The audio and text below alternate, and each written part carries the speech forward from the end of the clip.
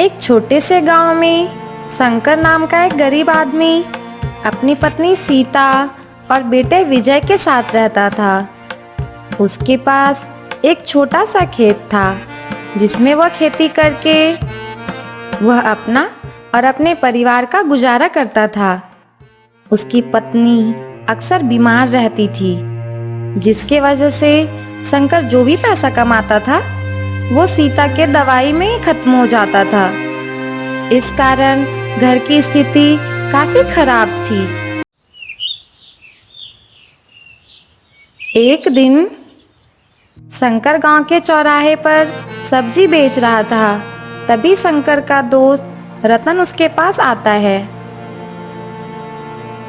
और सुना शंकर, क्या हाल है? और भाभी कैसी है घर पर? कुछ खास नहीं भाई, बस जैसे तैसे करके घर का गुजारा चल रहा है। वह दोनों बातें करने लगते हैं। तभी शंकर का बेटा नंगे पैर दौड़ता हुआ शंकर के पास आता है। पिताजी, जल्दी चलिए, अचानक माँ की तबीयत बहुत खराब हो गई है। अरे ये क्या कह रहा है तू? सुबह तो वो बिल्कुल ठीक थी। चल जल्दी चलते हैं। रतन, जरा सब्जियां का ध्यान रखना। मैं जाकर देखता हूँ कि सीता को क्या हुआ है। ठीक है शंकर, मैं तुम्हारी सब्जियां का ध्यान रखता हूँ, तुम जाके देख के आओ। शंकर घबराकर घर की ओर दौड़ता है।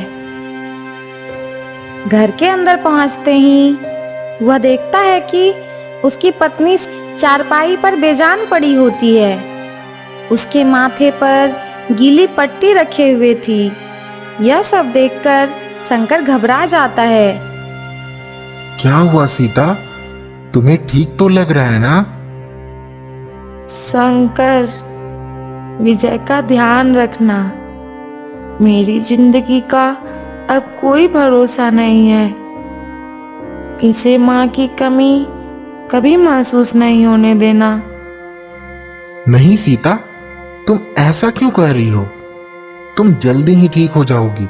मैं अभी वैद्य को बुलाता हूँ, वो तुम्हें जल्दी ठीक कर देंगे। शंकर दौड़ते हुए गांव के वैद्य के पास जाता है और वैद्य को अपनी पत्नी सीता के बारे में बताता है। और फिर वैद्य जी शंकर के साथ लौटते हैं। वैद्य सीता का अच्छे से जांच करते हैं। शंकर, इसकी हालत बहुत नाजुक है। इसे तुरंत दवा की जरूरत है, लेकिन ये दवा सिर्फ शहर में मिलेगी।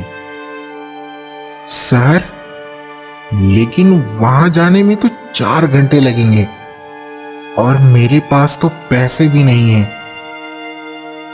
शंकर, कुछ भी कर, लेकिन देर मत कर। तुझे अपनी पत्नी की जान बचानी है।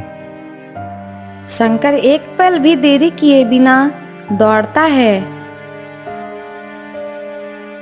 और अपने दोस्त रतन के पास जाता है और उससे कुछ पैसे उधार लेता है और अपनी पुरानी बैलगाड़ी में सीता को लेकर शहर की ओर चल पड़ता है। विजय भी अपने पिता के साथ बैठ जाता है। गांव की कच्ची सड़क, रास्ते में जंगल और उबड़ खाबड़ था। बैलगाड़ी धीरे धीरे चल रही थी। सीता की सांसें धीमी होती जा रही थी। विजय घबराकर अपनी माँ का हाथ पकड़ लेता है। माँ, तुम ठीक हो जाओगी ना? बेटा, तू बहुत बहादुर है। तेरी किस्मत तुझे हमेशा आगे बढ़ाएगी। बस हार मत मानना। मैं हमेशा तुम्हारे साथ रहूंगी। विजय रोने लगता है। अचानक बैलगाड़ी का पहिया कीचड़ में फंस जाता है। बैल घबराकर रुक जाते हैं। शंकर नीचे उतरकर पहिया निकालने का कोशिश करता है। वह जोर से बैलगाड़ी को धक्का लगाता है। हे भगवान, अब क्या करूं? जल्दी से शहर भी पहुंचना है। इतने में रास्ते से एक कार गुजरती है जिसमें एक अमीर आदमी बैठा होता है। विजय दौड़ के कार के पास जाता है और हाथ जोड़कर विनती करता है। सेठ जी, कृपया करके मेरी माँ को शहर तक पहुँचा दीजिए। उसकी जान खतरे में है। हमें जल्दी ही डॉक्टर के पास पहुँचना है और हमारी बैलगाड़ी भी कीचड़ में फंस गई है। हाँ हाँ, लेकिन मुझे देर हो रही है। देखो, मुझे बहुत काम है, इसलिए मैं तुम्हारी मदद नहीं कर सकता। मुझे जाने दो, मैं खुद बहुत लेट हो गया हूँ।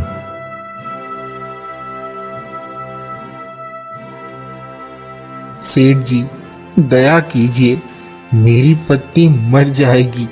उसे समय पर अस्पताल पहुंचाना बहुत जरूरी है। वो तेरी बला है, मुझे अपने काम से मतलब है। रास्ते से हटो। सेठ कार को लेकर आगे बढ़ जाता है। शंकर मायूस होकर बैलगाड़ी को ढकेलने की कोशिश करता है।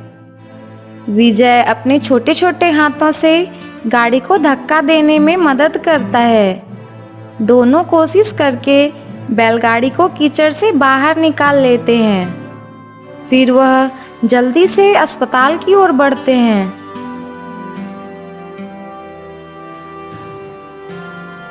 शाम होते होते शंकर किसी तरह सीता को लेकर अस्पताल पहुंचता है। इसके बाद डॉक्टर जल्दी जल्दी उसका इलाज शुरू करते हैं। सुनो, इनकी हालत बहुत गंभीर है। हम पूरी कोशिश करेंगे इन्हें बचाने की। आप यहीं बैठ जाइए। शंकर और विजय डॉक्टर की बात सुनकर हताश हो जाते हैं। डॉक्टर अंदर चले जाते हैं।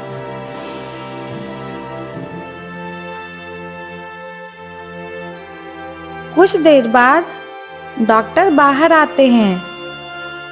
हमें माफ कीजिए, हम इन्हें बचा नहीं सके। आपने आने में बहुत देर कर दी।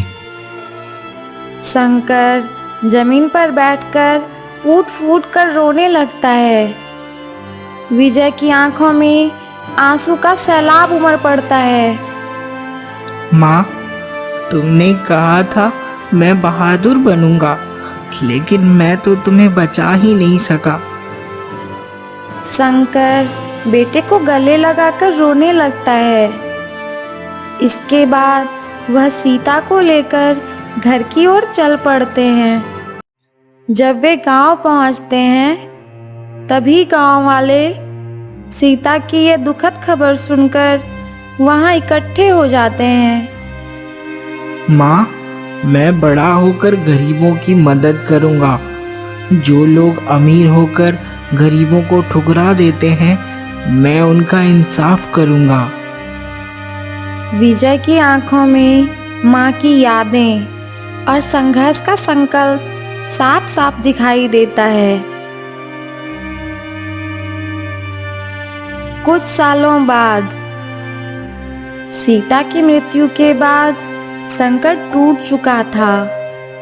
उसने अपना ठेला अपने दोस्त रतन को बेच दिया था, लेकिन अब खेतों में मेहनत करते करते उसकी कमर झुक गई थी। कर्ज का बोझ बढ़ता जा रहा था। विजय अब 18 साल का हो चुका था। वह भी पिता के साथ खेतों में काम करने लगा था। बारिश हो रही थी, लेकिन दोनों कीचड़ में भी काम कर रहे थे। शंकर हल चला रहा था। विजय भी उसके साथ खेत में लगा हुआ था। बेटा, थोड़ा आराम कर ले तू, तुझे ठंड लग जाएगी। नहीं पिताजी, मुझे काम पूरा करना है। आपने ही कहा था ना कि मेहनत कभी बेकार नहीं जाती। शंकर बेटे को गर्व से देखता है। विजय का हौसला देखकर उसकी आंखें नम हो जाती है। तभी बारिश रुक जाती है। इतने में गांव का साहूकार रघु सेठ वहां पर आ जाता है। उसके साथ उसके गुंडे भी थे। ओए शंकर, कर्ज की किस्त का क्या हुआ? अभी तक तुमने पैसे नहीं दिए मेरे। सेठ जी, बस 1 महीने का और समय दे दीजिए। फसल कटने पर सब चुका दूंगा। अब बस बहुत हो गया तुम्हारा नाटक। अब मैं तेरी जमीन अपने नाम लिखवाऊंगा। सेठ गुंडों को इशारा करता है। गुंडे शंकर को धक्का दे देते हैं। विजय यह सब देखकर गुस्से से तिलमिला उठा है। वह सेठ के सामने खड़ा हो जाता है। सेठ, तुम मेरे पिता को हाथ मत लगाना। अबे छोटू, तू मुझे धमकी देगा क्या? चल भाग यहाँ से। सेठ विजय को धक्का देता है। विजय गिर जाता है, लेकिन तुरंत उठकर सेठ के सामने आ खड़ा हो जाता है। उसकी आंखों में आंसू और गुस्सा दोनों होते हैं। मैं तुम्हें अपनी जमीन कभी नहीं लेने दूंगा। तभी गांव का मुखिया वहां से गुजर रहा होता है। वह यह सब देखकर वहां पहुंचता है। रघु, ये तुम क्या कर रहे हो? मुखिया जी, मैं तो इनसे बस अपना कर्ज लेने के लिए आया हूँ।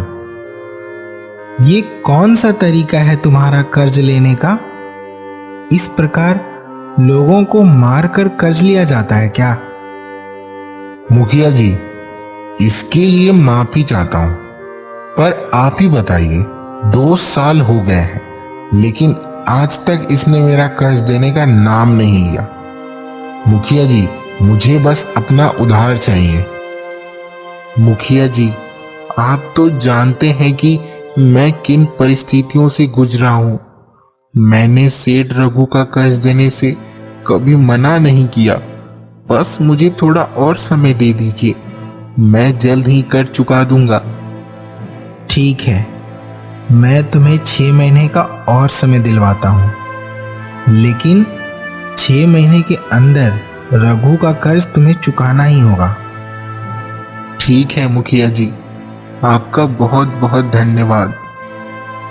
रघु सेठ मुखिया के इस प्रकार विरोध करने से डर जाता है, इसलिए वह गुस्से में भुनभुनाता हुआ वहां से चला जाता है।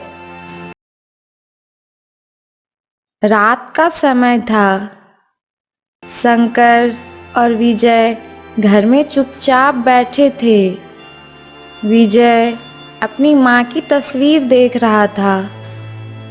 बेटा, मैं तो तुझे पढ़ाना चाहता था, लेकिन हालात ने तुझे खेतों में लगा दिया। नहीं पिताजी, मैं पढ़ूंगा और इतना बड़ा आदमी बनूंगा कि किसी गरीब को किसी सेठ से भीख नहीं मांगना पड़े।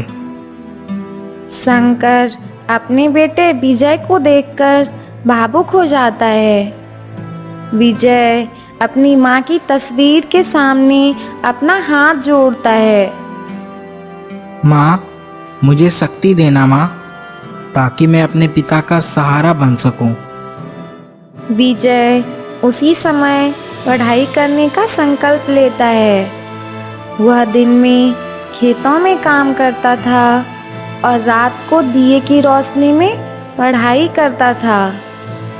उसकी आंखों में एक सपना था। एक दिन शंकर खेत में काम कर रहा होता है। काम करते करते अचानक वह जमीन पर गिर पड़ता है। विजय दौड़कर अपने पिता के पास आता है। शंकर का शरीर बुरी तरह कांप रहा होता है। पिताजी, क्या हुआ आपको? शंकर की आंखें बंद हो रही थी। विजय उसे उठाकर डॉक्टर की ओर बढ़ता है। डॉक्टर जांच करते हैं। तुम्हारे पिता को फेफड़ों की बीमारी हो गई है, इन्हें इलाज की जरूरत है, लेकिन इसमें थोड़ा ज्यादा पैसा लगेगा।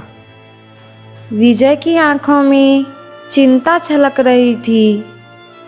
उसके पास इतने पैसे नहीं थे, लेकिन उसने हार नहीं मानी। डॉक्टर साहब, ये लीजिए कुछ पैसे, बाकी मैं जल्द ही चुका दूंगा। वह गांव में छोटे मोटे काम करने लगा। उसने लोगों के खेतों में काम किया, जंगल से लकड़ियां काट कर बेची। कुछ ही दिनों में विजय ने इलाज के लिए पैसे जुटा लिए।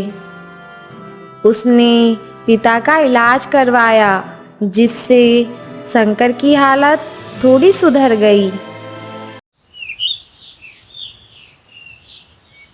एक दिन विजय मंदिर में भगवान के आगे हाथ जोड़कर खड़ा हो जाता है।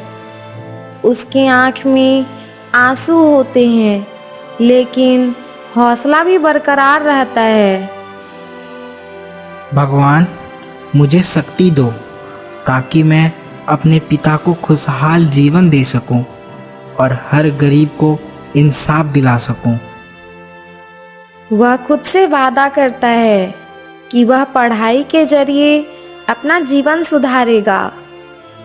उसकी आंखों में माँ का सपना और पिता के लिए सम्मान साफ साफ झलक रहा था। अगली सुबह विजय खेत में कुदाल से मिट्टी खोद रहा था। उसके हाथ में काफी दर्द हो रहा था, लेकिन उसने काम बंद नहीं किया। शंकर उसे देखता है और दुखी हो जाता है। बेटा, अब बस कर, तेरा शरीर थक जाएगा। नहीं पिताजी, मुझे काम पूरा करना है। माँ कहती थी कि मेहनत से ही किस्मत बदलती है। इतने में गांव का साहूकार रघु सेठ फिर से आता है। वह अपने साथ 2 गुंडे भी लाता है। ओ शंकर, तेरा कर्ज अब बहुत बढ़ गया है। अगर निश्चित समय तक तूने पैसे नहीं चुकाए तो अब तेरी जमीन मेरी हो जाएगी। शंकर कुछ नहीं कहता, उसका सिर झुक जाता है। विजय ये सब देखकर गुस्से में आ जाता है। सेठ, गरीब होना कोई गुनाह नहीं है। हम मेहनत करके तुम्हारा पैसा चुका देंगे। तू क्या पैसे चुकाएगा रे भिखारी? पहले अपनी हालत तो देख ले। सेठ ठहाके लगाकर चला जाता है। विजय मुट्ठी भींचकर कसम खाता है। पिताजी, अब वक्त आ गया है कि मैं शहर जाकर कुछ बड़ा करूं। मैं वादा करता हूं कि कभी भी आपको किसी के आगे झुकने नहीं दूंगा। बेटा, शहर बहुत बड़ा है, वहां तेरा कोई नहीं है। वहां तुझे कौन संभालेगा? पिताजी, आपने मुझे सिखाया है कि मेहनत करने वाले कभी हारते नहीं हैं। मैं अपना रास्ता खुद बनाऊंगा।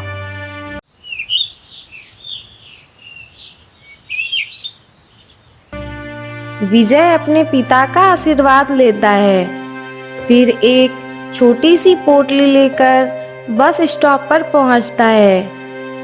इसके बाद बस में बैठ जाता है। बस धीरे धीरे गांव से चली जाती है। शंकर दूर तक बस को जाते हुए देखता रहता है। उसकी आंखों में गर्व और चिंता दोनों थे। विजय बस से उतरता है। शहर में पहुंचकर उसे बहुत अजीब महसूस हो रहा था। उसे गांव की सादगी याद आती है, लेकिन वह अपने कदम आगे बढ़ाता है। विजय एक कारखाने के बाहर जाकर खड़ा हो जाता है। उसके पेट में भूख लगी थी, लेकिन जेब में पैसे ही नहीं थी। विजय कारखाने के मालिक से काम मांगता है। मालिक जी, मुझे काम चाहिए। मैं कुछ भी कर लूंगा, बस रहने और खाने की जगह चाहिए। सुनो, यहाँ कई लोग काम मांगने आते हैं और 2 दिन में ही भाग जाते हैं। मैं तुझ पर भरोसा कैसे करूं?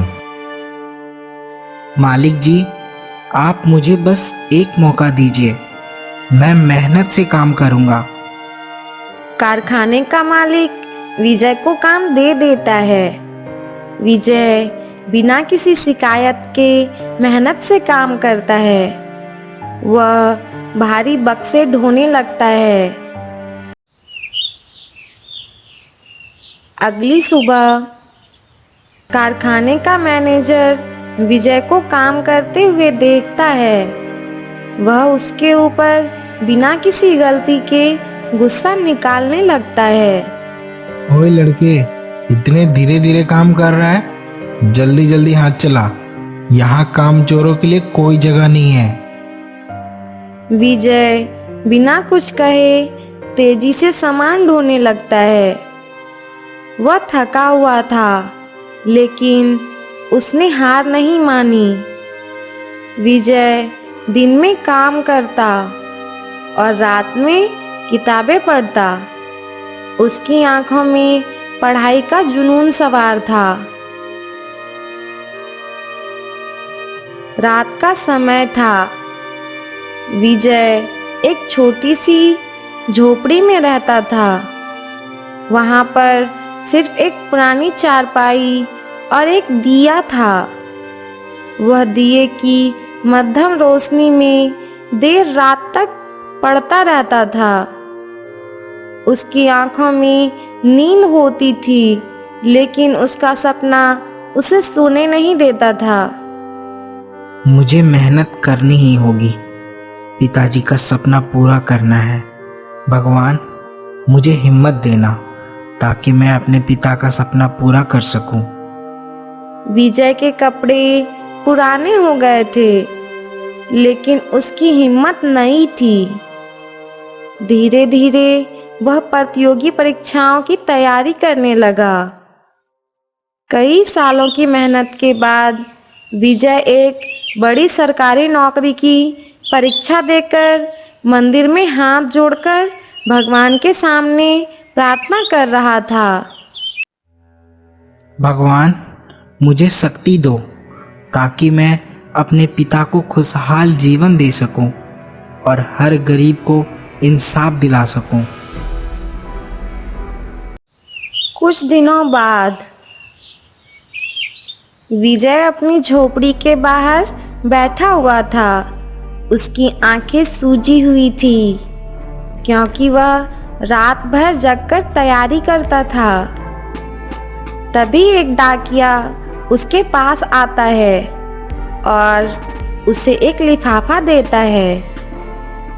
वह कांपते हाथों से लिफाफा खोलता है। उसकी आंखें चमक उठी है। विजय का उस नौकरी में सिलेक्शन हो गया था। उसकी मेहनत रंग लाई थी। वाह, मैंने कर दिखाया। पिताजी का सपना पूरा हो गया। 2 महीने बाद विजय बड़ी सी गाड़ी में बैठकर गांव वापस आता है। वह अब एक सरकारी अधिकारी बन गया था। गांव वाले उसे देखकर हैरान रह जाते हैं। शंकर, जो अब बूढ़ा हो चुका था, बेटे को देखकर अपने आंसू रोक नहीं पाता। बेटा, तू तो सच में मेरा विजय है। तूने अपना वादा पूरा कर दिया। गांव वाले विजय की सफलता से बहुत खुश थे। रघु सेठ, जो कभी विजय का अपमान करता था, अब उससे हाथ जोड़कर माफी मांगता है। विजय बाबू, मुझे माफ कर दो। मैंने तुम्हारे साथ बहुत बुरा किया है। माफ करना तो इंसानियत का धर्म है, लेकिन कभी भी गरीबों का अपमान नहीं करना, क्योंकि किस्मत कभी भी पलट सकती है। विजय अब गांव के लिए काम करने लगा था। उसने गांव में एक अस्पताल बनवाया, जिससे लोगों को मुफ्त इलाज मिलने लगा। उसने गांव में स्कूल और पानी की व्यवस्था शुरू करवाई। वह रोज गांव वालों के बीच में बैठकर उनकी समस्या सुनता था।